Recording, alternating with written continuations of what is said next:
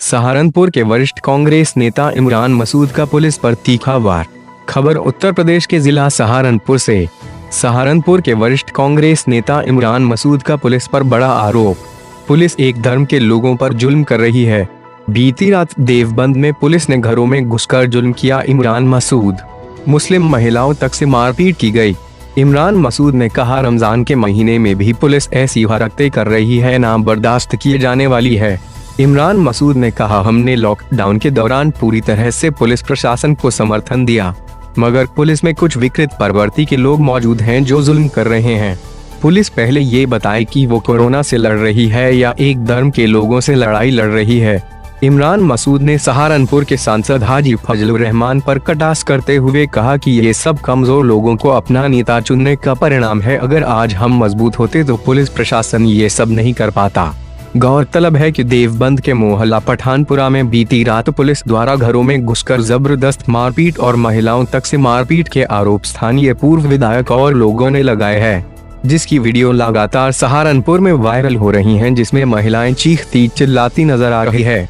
SSP Dinesh Kumar P ने इस पूरे मामले का संज्ञान लेते हुए बताया कि बीती रात लॉकडाउन के पालन कराने हेतु एक सिपाही व कांस्टेबल द्वारा गश्त किया जा रहा था। तभी हॉटस्पॉट एरिया में एक सभासद व उसके बेटे द्वारा भीड़ लगाई हुई देखी गई तो सिपाही ने उनको रोका। उसके बाद जब दोबारा वहां पर सिपाही और होमगार्ड द्वारा गश्त की गई तो दोबारा भीड़ लगी हुई देखी गई तो सिपाही व होमगार्ड द्वारा उन लोगों को रोका गया तो उन लोगों ने सिपाही व होमगार्ड के साथ ही बदतमीजी कर दी व उनकी गाड़ी छीनने का प्रयास भी किया।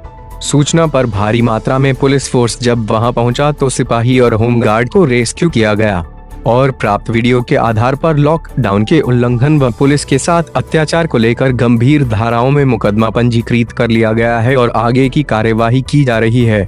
वहीं हाजी फजलुर रहमान ने बहुजन समाज पार्टी व समाजवादी पार्टी नेताओं के साथ एसएसपी दिनेश कुमार प्रभु से पुलिस लाइन पहुंचकर मुलाकात की तथा देवबंद में पुलिस की महिलाओं के साथ ज्यादती की घटना पर रोष प्रकट किया और एसएसपी से कहा कि जो पुलिसकर्मी लॉकडाउन में जनता के साथ गलत व्यवहार या मारपीट कर रहे हैं उनको हटाया जाए और ऐसे घटनाओं पर कार्रवाई की जाए।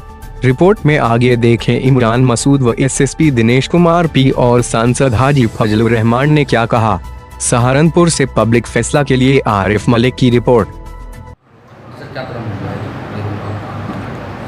बीती रात जो है गश्त के दौरान एक सिपाही एक होमगार्ड के द्वारा लॉकडाउन एनफोर्समेंट है तो हॉटस्पॉट में गश्त किया जा रहा था। उसी समय वहाँ पे किसी मोहल्ले में एक सभासद और उसके बेटे ने भीड़ लगाते हुए देखा। उनको कांस्टेबल और होमगार्ड ने वार्न किया है कि आप अपने घर के अंदर रहें और लॉकडाउन का पालन करें।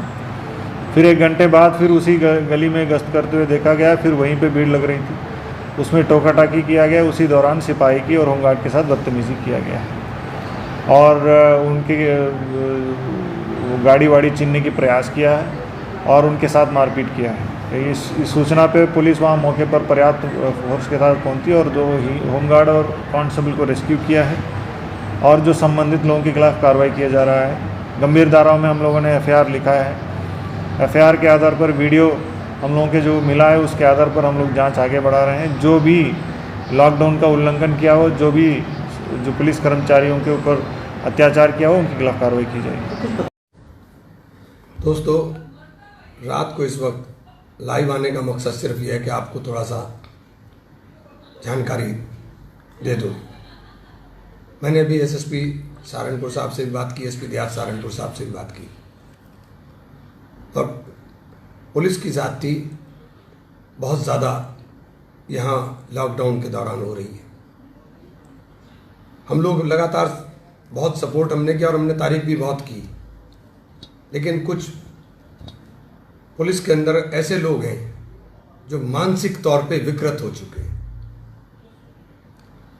और ऐसी विकृत मानसिकता के लोगों द्वारा इस प्रकार की हरकतें की जाएं जो नाकाबिले बर्दाश्त हो जाए। लाठी डंडा का इस्तेमाल ऐसे हो रहा है जैसे क्रिमिनल्स को मारा जा रहा। अभी देवबंद से मेरे पास लगातार फोन आ रहे थे। मैंने कप्तान साहब से भी कहा कि ये बीमारी के साथ लड़ाई है, या ये लड़ाई किसी एक जाति या धर्म विशेष के साथ हो गई। इस तरह से जो जुल्म हो रहा है वो हमारी बर्दाश्त के बाहर हो रहा है।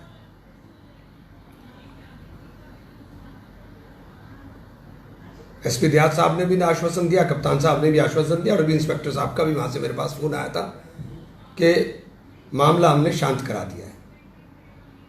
लेकिन इसका जांच होनी चाहिए। शांत कराने का मकसद ये नहीं, शांत तो हमने भी टेलीफोन पे कहा कि लोगों से भाई सब्र करो, सब्र करो, हम बात कर रहे हैं। लेकिन अगर औरतों के साथ इस तरह से जाकर घरों में घुस के बदतमीजी की जाएगी तो ये बर्दाश्त नहीं होगा।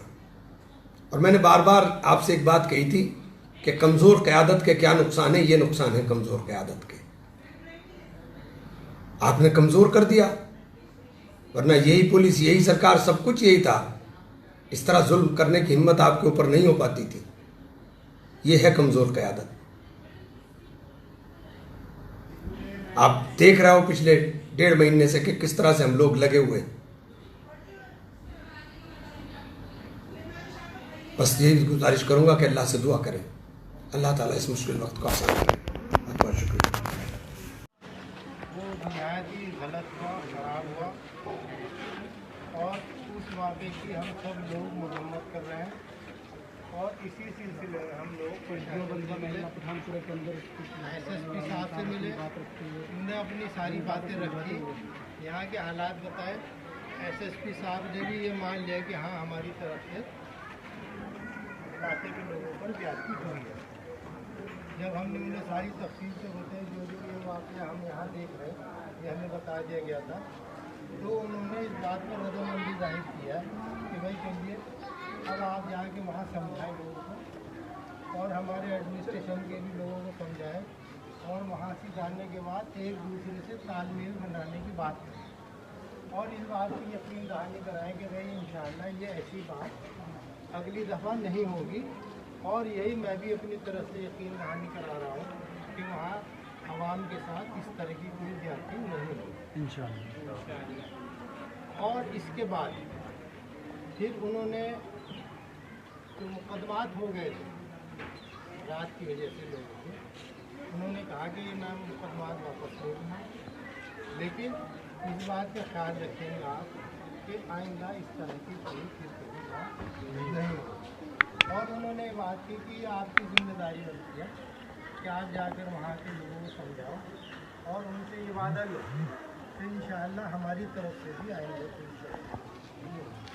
मैंने उनसे कहा, चेयरमैन साहब ने कहा कि जी हम अपने आवाम की तरफ से आपसे वादा उनके बिहार से हम आपको यकीन दहानी कराते हैं इंशाअल्लाह ऐसा वाक़ा कोई नहीं होगा, लेकिन इस शर्त के साथ कि आपकी तरफ से कोई ऐसी हरकत नहीं होनी चाहिए जिसकी वजह से आवाम में कोई गुस्सा पैदा हो।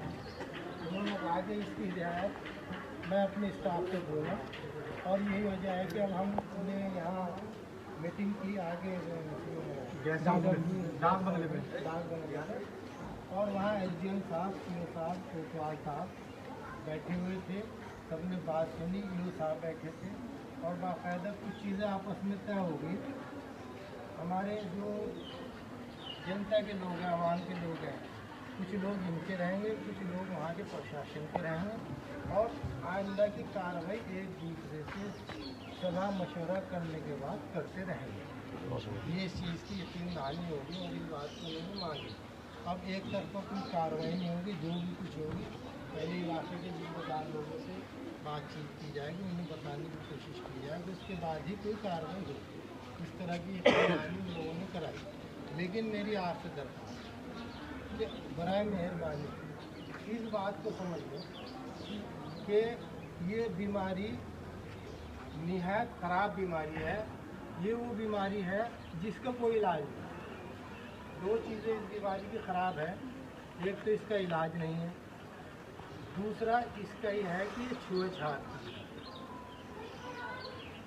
हम पे कोई इंजेक्शन नहीं, कोई टैबलेट नहीं जैसे ठीक कर दो। और हम ख़राब बात यह है कि मेरे से आपको उन्हें दूसरे को ये बीमारी लगती है। इसका इलाज अगर कोई है तो यह है कि हम अपने अपने घरों में रहें, और घरों में रहने के साथ भी अपने आपस के घर वालों से भी दूरी बनाकर रखना ये जरूरी है। तो इसलिए मेरी दरख्वास्त है कि बिला वजह हम लोग अपने घरों से ना निकले, क्योंकि देखो अगर कोई बीमार है, दिल का बीमार है, कैंसर का बीमार है, तो वो अपने पैसे खर्च करने के बाद अपना इलाज कराता है, पैसा भी खर्च करता है और अपना बदन को भी, अपने जिस्म को भी परेशानी में डालता है, तब जाके वो ठीक हो पाता है। तो यही इस तरह की एक बीमारी है कि इसमें हमें अपना रोज़गार छोड़ना पड़ेगा और अपने घरों में रहना पड़ेगा। ये दो चीज़ें इसके अंदर हैं। तो इसलिए इस बीमारी से निजात पाने के लिए हम लोगों के लिए ज़रूरी हो गया हम अपने घरों में रहें, इस बात को अपना समझें। कुछ देर के लिए हम अपना कारोबार में नुकसान भी उठाएं, जिस्मानी तौर पर भी परेशानी में डालें, आपस के रिश्तेदारियों से भी दूरी बनाएं, ये हमारी मजबूरी है। जब तक हम इस काम को नहीं करेंगे बड़ा मुश्किल है हमारा देवबंद का जीवन। क्योंकि आज की तारीख में हमारे ज़िले में क्या आसपास भी इतने केसेस नहीं है जितने इस देवबंद के अंदर हैं। आने वाला आदमी सोचता है कि हम देवबंद के अंदर जाएं या ना जाएं, लेकिन ये हिम्मत की बात है आपकी कि आप लोग रह रहे हैं। वरना यकीन जानो कि अगर कोई छोटे दिल का आदमी हो तो छोड़ के भाग जाओगे, ना मैं तो जा रहा हूँ, हालात तो खुदा करे ये हालात बदल जाए, हम सब लोग अपने अपने घरों में रहें ताकि देवबंद को इस बीमारी से जल्दी छुटकारा मिल सके। और जब तक हम इस चीज़ का पालन नहीं करेंगे हमें छुटकारा मिलना मुश्किल है। इस बात को आप समझ लो, ये आपके हाथ में है। आप चाहते हो 10 दिन में ये ख़त्म हो जाए, उसके लिए आपको वहाँ पाबंदियाँ बांधनी पड़ेंगी। अगर आप ये चाहते हैं महीने भर चले तो भैया इसको फिर जैसे हम चल रहे हैं अब ऐसे चलते रहने दो, महीना गुजर जाए, 2 महीना गुजर जाए, कुछ पता नहीं। लेकिन देवबंद के हालात इतने डरावने हैं कि शायद यहाँ की सबसे बाद में देवबंद खुले। अगर इसे हम चाहते हैं पहले खुले तो इस पर हमें जो पाबंदी है उस पर अमल करना हमारे लिए बहुत ज़रूरी है। अभी तो रिज़ल्ट आए नहीं पूरे देवबंद के, क्योंकि रिज़ल्ट आने में देर लग रही है। जब रिज़ल्ट आ जाएंगे अल्लाह ताला 7 खैरियत से ले आए, वो जितने हमारे टेस्ट गए वो